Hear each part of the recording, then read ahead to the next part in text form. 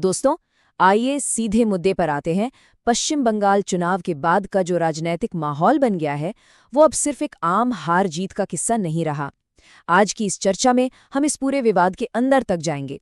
ये आपस में उलझी कानूनी लड़ाइयों, संवैधानिक सवालों और रॉ डेटा का एक बेहद दिलचस्प टकराव बन चुका है। तो चलिए इस कॉम्प्लेक्स मुद्दे को समझना शुरू करते हैं।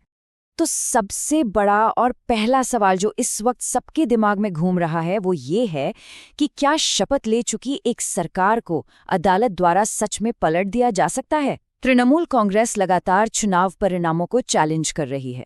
यहाँ तक कि ममता बनर्जी ने अंतर्राष्ट्रीय अदालतों का रुख करने की बात भी कही है।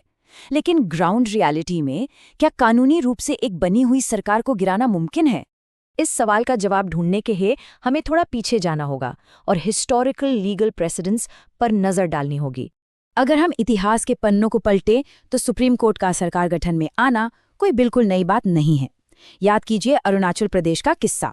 वहां सरकार बनी थी, लेकिन सुप्रीम कोर्ट के हस्तक्षेप के बाद लगभग 1 साल आगे चलकर वो सरकार गिर गई।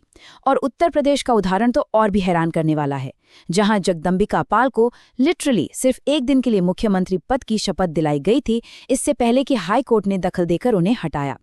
पॉइंट ये है कि जब भी कॉन्स्टिट्यूशनल प्रोसेस पर गंभीर सवाल उठते हैं तो अदालतें पहले भी बीच में आई हैं।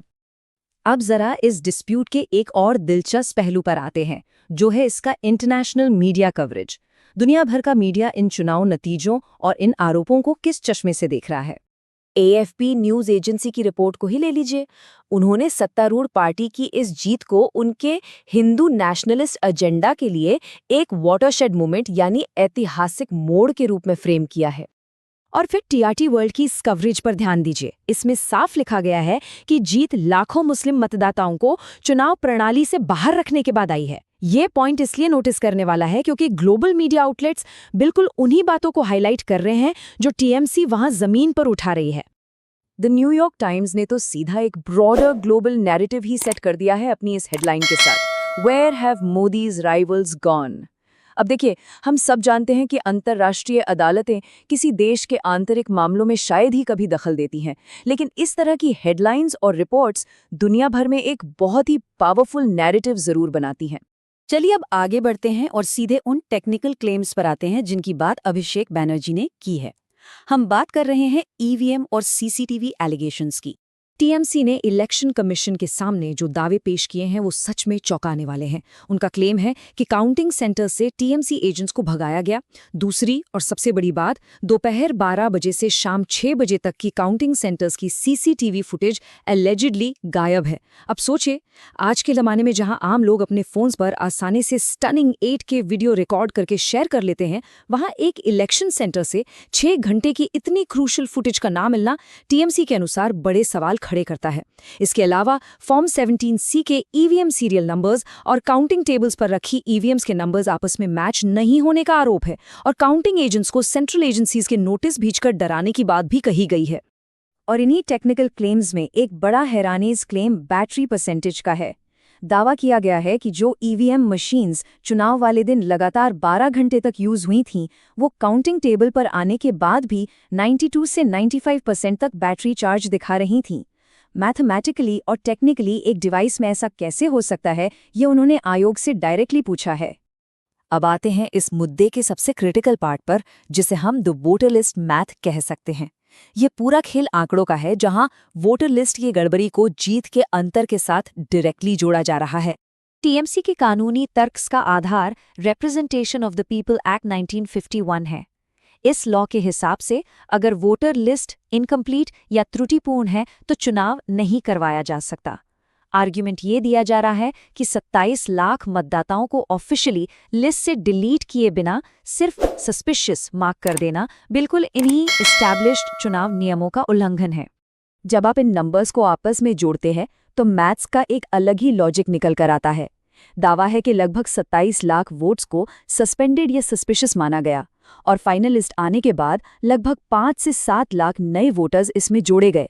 अगर इन दोनों आंकड़ों को ऐड कर दें तो टोटल रफली बनता है 32 लाख। और हैरानी की बात यह है कि बीजेपी और TMC के बीच का इलेक्शन मार्जिन भी ठीक 32 लाख वोट्स का ही बताया जा रहा है।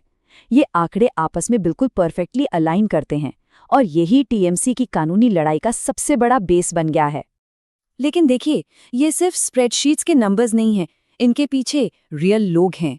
कुछ ऐसे शॉकिंग एग्जाम्पल्स सामने रखे गए हैं जहां मतदाताओं को राइट से वंचित होना पड़ा। सोचकर देखिए, एक पूर्व जज थे जिनका नाम वोटर लिस्ट से ही गायब था। करीब 65 से 75 सरकारी कर्मचारी जो खुद एक्टिव इलेक्शन ड्यूटी पर थे, वो तक वोट नहीं डाल पाए। और तो और, टीएमसी के मुताबिक जिन 138 सस्पिशियस केसेस की टेस्ट जांच हुई, उनमें से 137 लोगों को बाद में वोटिंग राइट्स देने पड़े। इससे आम वोटर पर पड़ने वाले एरर रेट का अंदाजा लगाया जा सकता है। तो इन सब एलिगेशंस, नंबर्स और कानूनी पॉइंट ऑफ व्यूज को देखने के बाद सवाल उठता है कि अब आगे क्या होगा, द रोड अहेड क्या है। टीएमसी ने अपना नेक्स्ट एक्शन प्लान क्लियर कर दिया है। उन्होंने विधानसभा में काले कपड़े पहनकर प्रतीकात्मक विरोध करने की घोषणा की है। वो इंडिया ब्लॉक के साथ मिलकर इस लड़ाई को आगे बढ़ाएंगे। उनका इरादा इन सभी डिस्क्रिपेंसीज को एकता करके अब सीधे सुप्रीम कोर्ट में चैलेंज करने का है।